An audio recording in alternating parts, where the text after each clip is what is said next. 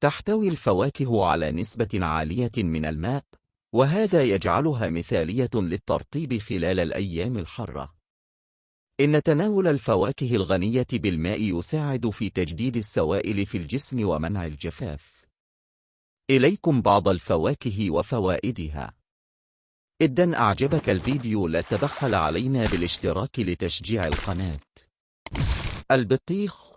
يحتوي البطيخ على نسبة عالية من الماء، وهو مفيد للترطيب خلال الأيام الحارة، كما أنه غني بالألياف والفيتامينات A و C. الشمام. يشبه البطيخ في تركيبته الغذائية، حيث يحتوي على ماء وألياف وفيتامينات ومعادن، وهو منعش ولذيذ في الأيام الحارة. الفراولة. تعتبر الفراولة من أفضل الفواكه الموسمية في الصيف. إنها تحتوي على نسبة عالية من فيتامين C ومضادات الأكسدة، وتعزز صحة الجهاز المناعي وتحافظ على صحة الجلد.